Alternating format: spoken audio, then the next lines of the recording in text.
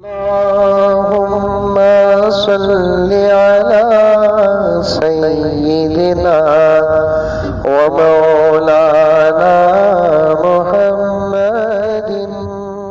मुझे किसी ने पूछा कि हज़रत, मुझे एक गैर मुस्लिम नौजवान सवाल करता है कि तुम जो अज़ान देते हो उस अज़ान से हमको तकलीफ़ होती है।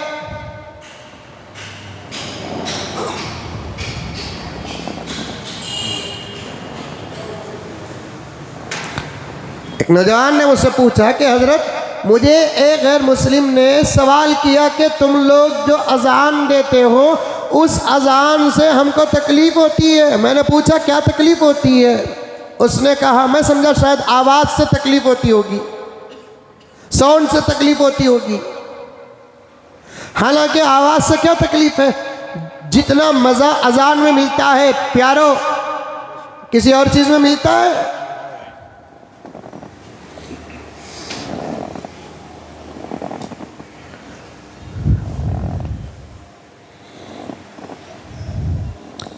सादी सीधी अज़ानों में ये मज़ा मिल रहा है। अगर अज़ान पूरे हुकूक के साथ दी जाए तो फिर मज़े का आलम क्या होगा।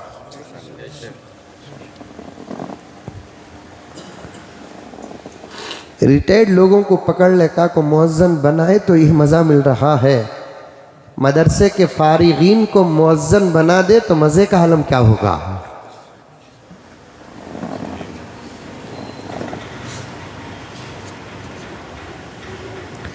जिनके मुंह के दांता झड़ गए ही उनको मुअज्जिन बनाकर वो अज़ान देते हैं तो मज़ा मिल रहा है। जिनके मुंह के दांत सलामत हो, क्योंकि दांतों के सहारे से मखारिज हुरूफ के अदा होते हैं। समझ में आ रही है महबूब? दांत ना हो तो हुरूफ का अदा करना मुश्किल हो जाता है। इसीलिए दो कुरान पाक के हाफिज हो, दो के दो जयीद हो, दो के दो मुत्तकी हो, दो के दो परहेजगार हो, तो फिर इन दोनों में नमाज पढ़ाना किसके लिए है? तो फुक़हा फरमाते हैं जब दोनों हाफिज हैं, जयीद हैं, मुत्तकी हैं, परहेजगार हैं, तो फिर उसे नमाज के लिए आगे बढ़ाओ जिसके मुंह में दांत हो, क्योंकि दांत ना होने वाली तिलावत से दांत वाली तिलावत सही होती है।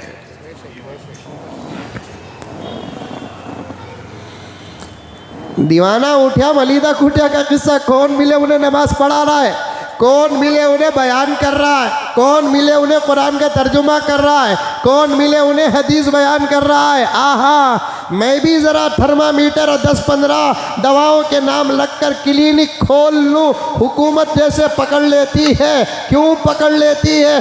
तू इस लायक नहीं, इसकी सनद नहीं, तू इसका इल्म नहीं रखता, तू क्लिनिक खोल लिया, तेरे से जान को नुकसान है। जैसे हुकूमत नाकिस डॉक्टरों को, डुप्लीकेट डॉक्टरों को पकड़ लेती है जान के खतरे को सामने रखकर, वैसे नाकिस और डुप्लीकेट लोगों को अल्लाह पकड़ लेते हैं, इसलिए कि उसके इलाज से जान को खतरा है और इसकी तफसीर से ईमान को खतरा है।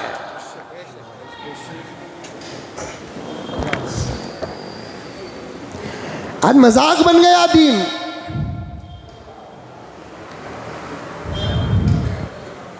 मजाक बन गया दीन। अल्लाह हिफाजत फरमाए, कुरान मजाक बन गया। प्यारे आका की प्यारी प्यारी बातें आज खिलौना बन गई हैं।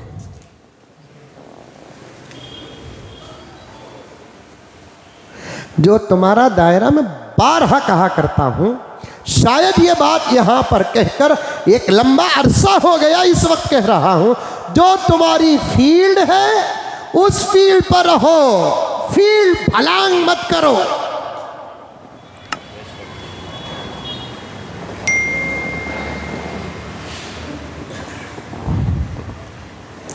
इंजीनियर्स, डॉक्टर्स, लॉयर्स, फुला और फुला दीन पर बहसें करेंगे, अल्लाह नाराज हो जाएंगे, नबी नाराज हो जाएंगे, कुरान नाराज हो जाएगा।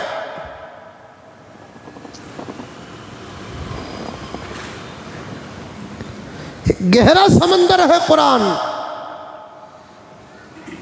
गहरा समंदर है हदीस।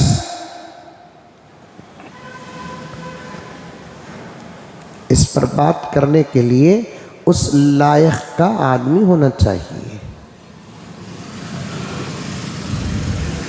मदरसों में भी पढ़ने वाले बच्चे 3 किस्म के होते हैं। मौलाना तशरीफ फरमा है, पूछिए, और भी दीगर उलमा बैठे हैं, पूछिए।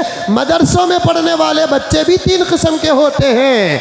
एक अदना लेवल के बच्चे होते हैं, एक औसत लेवल के बच्चे होते हैं, एक आला लेवल के बच्चे होते हैं। जो मदरसे में पढ़कर अच्छे नंबरात से फारिग होते हैं, मदरसे के असातिज़ा उनको इस बात की इजाज़त देते हैं कि तुम मसले मसाइल भी बयान कर सकते हैं। जो मदरसे में पढ़ते हैं, आला नंबरात पर कामयाब नहीं होते, वो बिल्कुल लो नंबरात पर कामयाब होते हैं।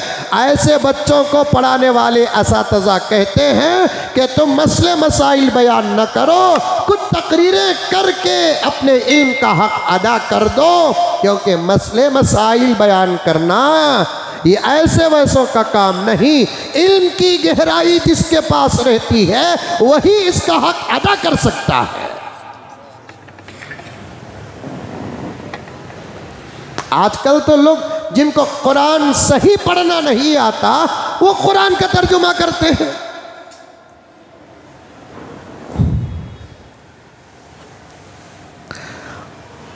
एक तरफ उनकी अपनी गलती है तो दूसरी तरफ सुनने वाले भी गुनहगार हैं जो अल्लाह के पास जवाब देना पड़ेगा।